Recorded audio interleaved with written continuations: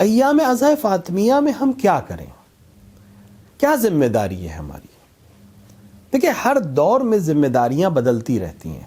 آج اس دور میں ایام ازاں فاطمیہ سلام اللہ علیہا کی شہادت کے ایام میں ہم کیا کریں؟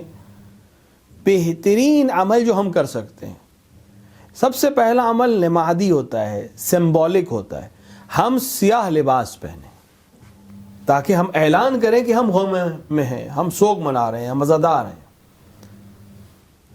دوسرا کام جو ہم کر سکتے ہیں وہ ہے کہ مجالس میں شرکت کریں، جو مجالس برپا ہو رہی ہیں اس میں ہم جائیں، شرکت کریں۔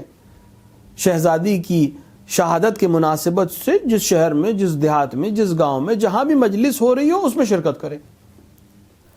تیسرا، اپنے گھر میں کوشش کریں مجلس کرنے کی، ولو مختصر ہو، کم لوگ ہوں، اس سے کوئی فرق نہیں پڑتا، ولو کم لوگ ہوں، اپنے گھر میں شہزادی سلام اللہ علیہا کی شہادت کی مناسبت سے مجلس برپا کریں۔